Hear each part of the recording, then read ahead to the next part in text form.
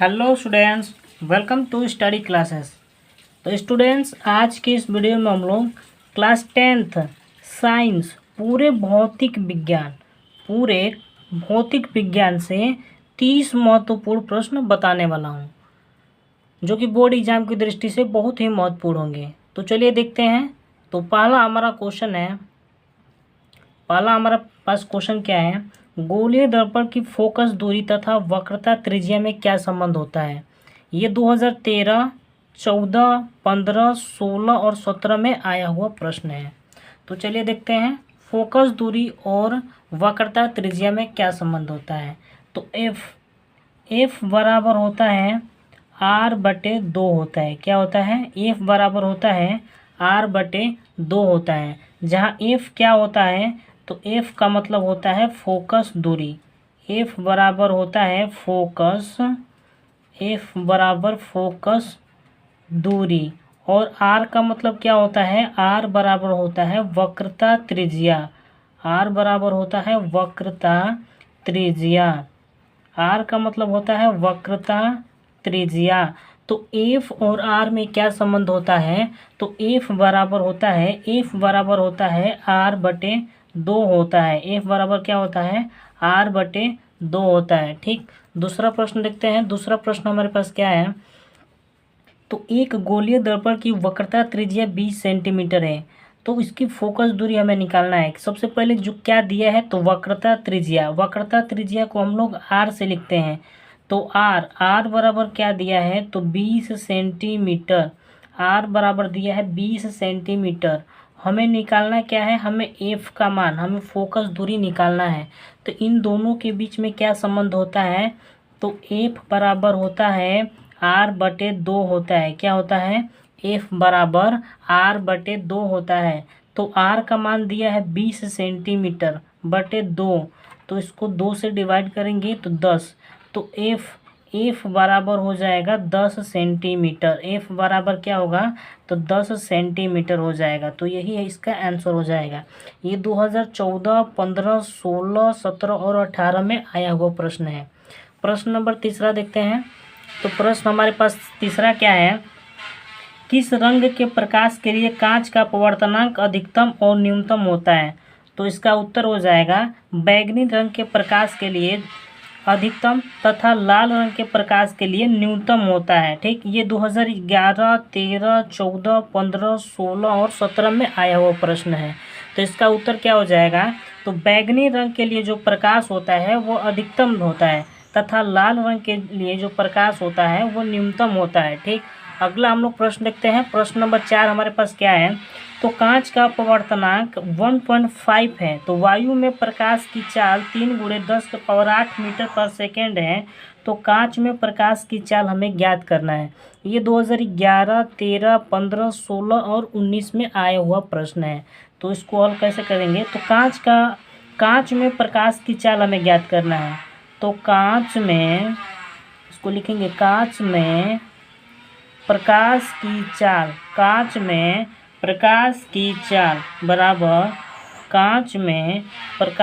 चाल बराबर हम लोग क्या लिखेंगे? तो वायु में प्रकाश की चाल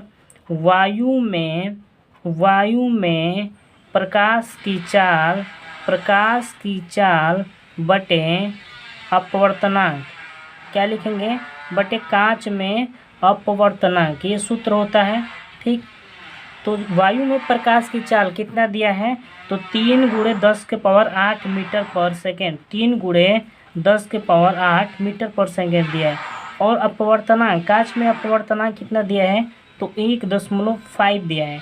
तो इसको जब हम लोग हल करेंगे तो इसका आंसर आएगा 2 × 10⁸ मीटर पर सेकेंड। क्या आएगा? 2 × 10⁸ मीटर पर सेकेंड। तो कांच में प्रकाश की चाल कितना होगा? तो 2 × 10⁸ मीटर पर सेकेंड। यही हमारे पास इसका उत्तर होगा। अगला अब हम लोग प्रश्न देखते हैं। प्रश्न नंबर 5 क्या है? तो प्रश्न हमारे पास 5 दिया है, उस उत्तल लेंस की क्षमता ज्ञात कीजिए जिसकी फोकस दूरी 20 सेंटीमीटर दिया हो। ठीक, जिसकी फोकस दूरी 20 सेंटीमीटर दिया हो। तो हमें उस लेंस की, उस उत्तल लेंस की हमें क्षमता ज्ञात करना है जिसकी फोकस दूरी मतलब एफ का मान कितना दिया है 20 सेंटीमीटर। एफ बराबर क्या दिया है 20 सेंटीमीटर। हमें पी का मान निकालना है। क्या निकालना है हमें? तो हमें पी का मान निकालना है। तो इसको सबसे पहले मीटर में बदलेंगे। तो इसको जब हम लोग मीटर में बदलेंगे तो कितना आएगा 0.2 मीटर। 0.2 मीटर। तो फोकस दूरी कितनी होगी 0.2 मीटर। तो P बराबर होता है 1/f होता है। P बराबर होता है 1/f। ये क्या होता है मीटर में होता है। ठीक, तो 1 और फोकस दूरी का मान दिया है 0.2 मीटर। तो इसको जब हम हल करेंगे तो कितना आंसर आएगा? तो 0.5 डायोप्टर। कितना आएगा?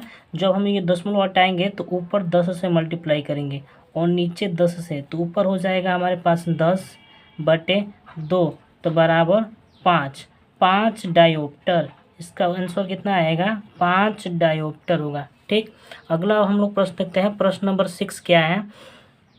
किसी लेंस की क्षमता से आप क्या समझते हैं? तो इसका उत्तर होगा लेंस की प्रकाश की किरणें को आप अविसारित या अपसरित करने की क्षमता को लेंस की क्षमता कहते हैं। ये 2014, 18 और 19 में आया हुआ प्रश्न है। तो एक बार फिर से देखते हैं। तो लेंस की प्रकाश की किरण को अभिसारित या अपसरित करने की क्षमता को लेंस की हम लोग क्षमता कहते हैं। ठीक, अगला प्रश्न देखते हैं। प्रश्न नंबर 7 क्या है? प्रश्न 7 क्या है? तो किसी लेंस की क्षमता -2 डायोप्टर है तो इसकी फोकस दूरी हमें बताना है। तो पी का मान दिया है, पी बराबर दिया है -2 डायोप्टर दिया है। ठीक, और हमें एफ का मान बताना है। तो एफ बराबर हो जाएगा 100/p हो जाएगा। और 100/p का मान दिया है -2। जब हम लोग इसको हल करेंगे तो -50 सेंटीमीटर। तो जब माइनस का आ गया तो कौन सा लेंस होगा? तो अवतल लेंस होगा। कौन सा लेंस होगा? अवतल लेंस होगा। ठीक, तो ये इसका उत्तर हो जाएगा। ये 2012, 13, 14, 15, 17, 18 और 19 में आया हुआ प्रश्न है। अगला हम लोग प्रश्न देखते हैं। अगला हमारे पास प्रश्न क्या है? प्रश्न नंबर 8। वायु के सापेक्ष किसी द्रव का क्रांतिक कोण दिया है 45 डिग्री। तो वो उस द्रव का अपवर्तनांक हमें निकालना है। तो क्रांतिक कोण क्या दिया है? 45 डिग्री। तो द्रव का अपवर्तनांक हमें निकालना है। तो द्रव का अपवर्तनांक क्या हो जाएगा? 1/sin c, जहाँ c क्या है? तो क्रांतिक कोण है और क्रांतिक कोण का मान कितना दिया है? 45 डिग्री। तो 1/sin 45 डिग्री, 1/sin 45 डिग्री। और sin 45 डिग्री का मान होता है 1/√2 होता है। 1/√2 होता है। तो इसका √2 आंसर हो जाएगा। √2 आंसर हो जाएगा। ये बटे में दिया है तो ये ऊपर आएगा तो बस √2 इसका आंसर हो जाएगा। ये 2012, 13, 14, 15, 16 और 18 में आया हुआ प्रश्न है। अगला हम लोग प्रश्न देखते हैं। प्रश्न नंबर 9 क्या है? तो प्रकाश के अपवर्तन के नियम को उल्लेख कीजिए। ये 2013, 15 और 19 में आया हुआ प्रश्न है। इसको आप लोग 100% तैयार कर लेना। ये बहुत इंपॉर्टेंट क्वेश्चन है, तो इसको आप लोग तैयार कर लेना। अगला अब हम लोग प्रश्न देखते हैं। प्रश्न नंबर 10 क्या है?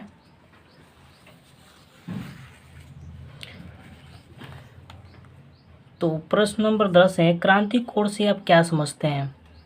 प्रश्न नंबर 10 क्या है? क्रांतिक कोण से आप क्या समझते हैं? तो चलिए देखते हैं इसका उत्तर क्या होगा। तो सघन माध्यम में बना वह कोण जिसके लिए विरल माध्यम में अपवर्तन कोण का मान 90 डिग्री हो जाता है, उसे हम लोग क्रांतिक कोण कहते हैं। तो एक बार फिर से देखते हैं क्रांतिक कोण क्या होता है। तो सघन माध्यम में बना वह कोण जिसके लिए विरल माध्यम में अपवर्तन कोण 90 डिग्री हो जाता है, उसे क्रांतिक कोण कहते हैं और इसे C से प्रदर्शित करते हैं। ठीक, ये 2012, 13, 16, 17 और 18 में आया हुआ प्रश्न है। अगला प्रश्न देखते हैं, प्रश्न नंबर 11 का है। 11 क्या है, तो नेत्र की समंजन क्षमता से आप क्या अभिप्राय है। ठीक, तो इसका उत्तर होगा नेत्र की वह क्षमता जिसके कारण वह अपनी फोकस दूरी को समायोजित करके निकट तथा दूरस्थ वस्तुओं को फोकसित कर लेता है, उसे हम लोग नेत्र की समंजन क्षमता कहते हैं। एक बार फिर से देखते हैं, तो नेत्र की वह क्षमता जिसके कारण वह अपनी फोकस दूरी को समायोजित करके निकट तथा दूरस्थ वस्तुओं को फोकसित कर लेता है, उसे हम नेत्र की समंजन क्षमता कहते हैं।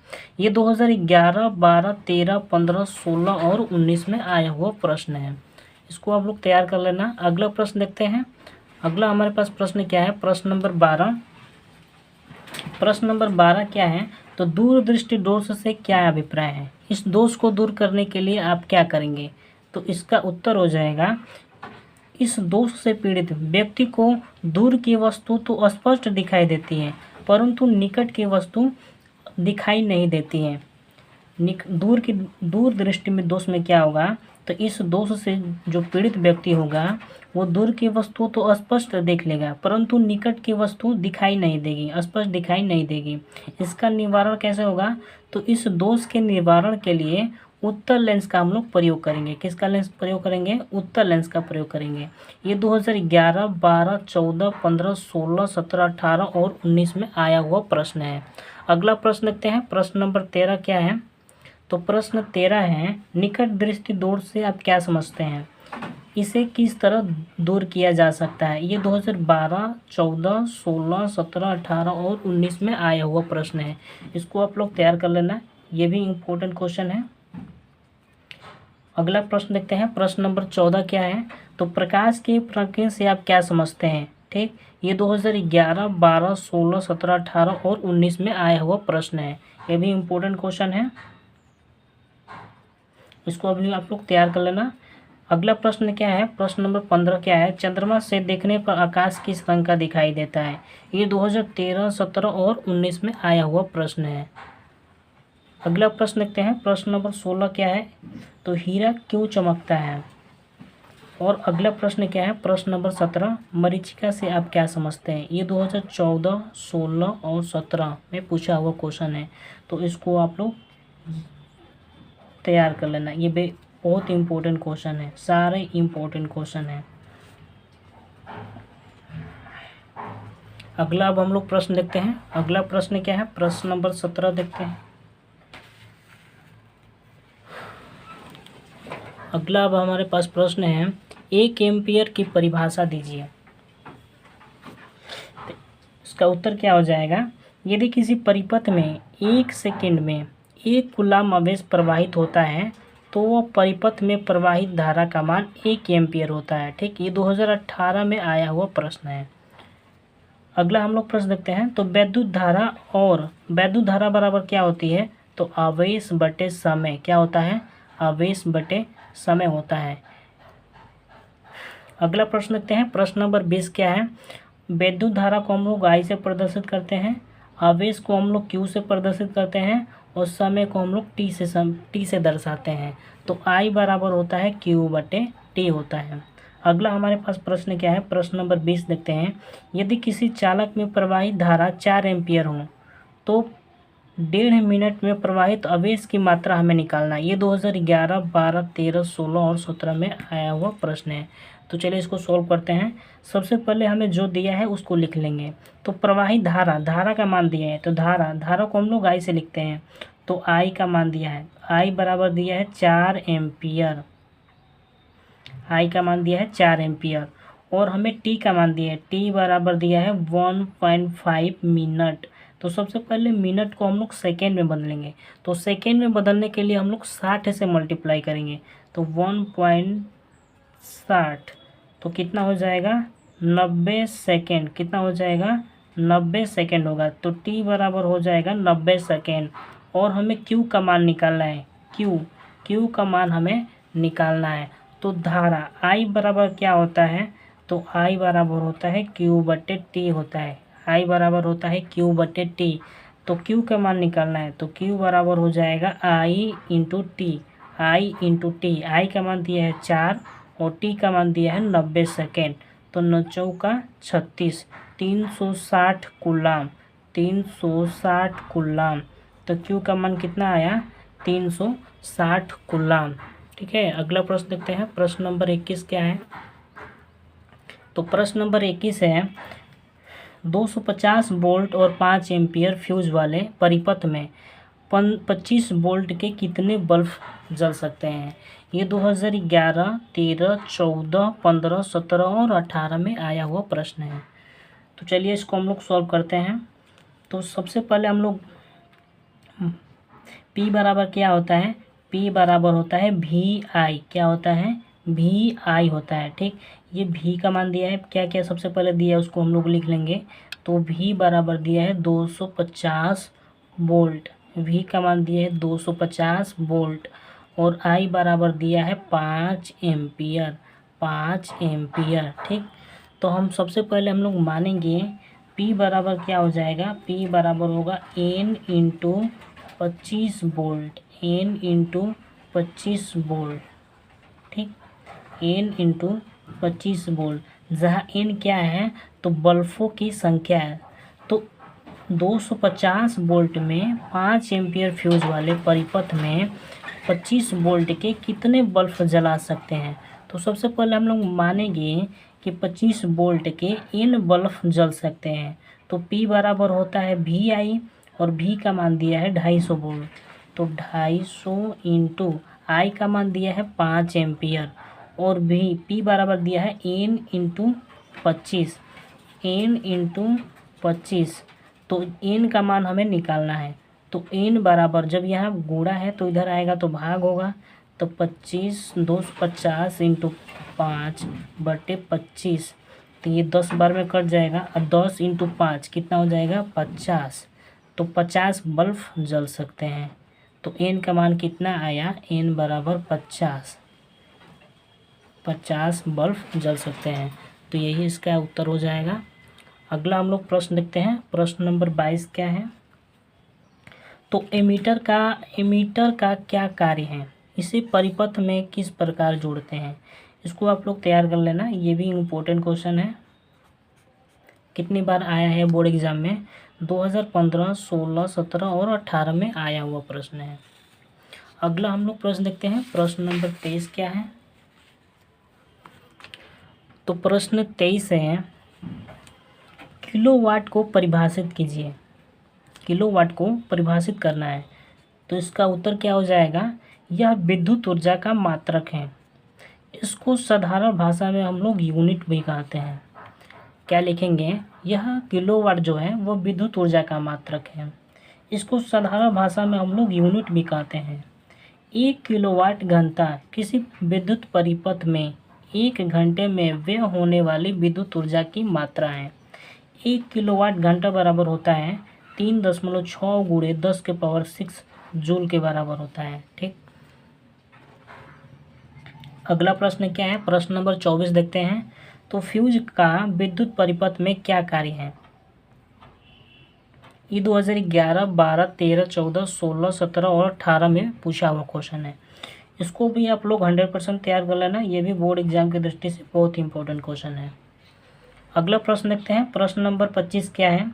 तो लेंज का नियम क्या है? तो इसका उत्तर हो जाएगा लेंज के नियम के अनुसार प्रेरित विद्युत वाहक बल सदैव उस कारण का विरोध करता है जिसके द्वारा बल स्वयं उत्पन्न होता है। बस इतना ही लिखेंगे। एक बार फिर से देखते हैं। तो लेंज के नियम के अनुसार प्रेरित विद्युत वाहक बल सदैव उस कारण का विरोध करता है जिसके द्वारा बल स्वयं उत्पन्न होता है।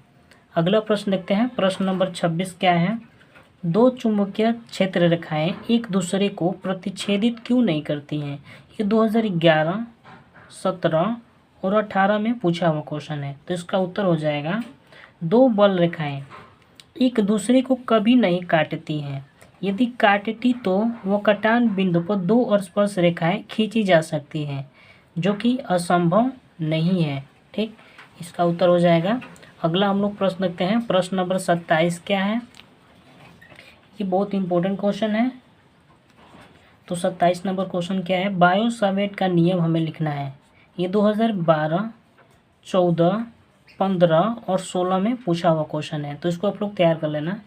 अगला प्रश्न क्या है, प्रश्न नंबर 28 देखते हैं। वैद्युत चुंबकीय प्रेरण से आप क्या समझते हैं, इसको भी आप लोग याद कर लेना। 2014 में आया है, 16, 17, 18 और 19 में आया हुआ प्रश्न है। अगला प्रश्न क्या है, प्रश्न नंबर 29 देखते हैं। तो फ्लेमिंग के दाएं हाथ का नियम लिखना है, ये 2011, 15 और 16 में आया हुआ प्रश्न है, ये भी इम्पोर्टेंट क्वेश्चन है। अगला प्रश्न देखते हैं, प्रश्न नंबर 30 क्या है। तो प्रश्न 30 है, दिष्ट धारा डायनमो की रचना एवं कार्यविधि का वर्णन कीजिए। ये 2013, 17, 12, 14, 16, 17 और 18 में पूछा हुआ क्वेश्चन है, तो उसको भी आप लोग तैयार कर लेना। तो ये लास्ट क्वेश्चन था। तो स्टूडेंट्स, अगर आपको वीडियो पसंद आए तो आप चैनल को सब्सक्राइब करना ना भूलें।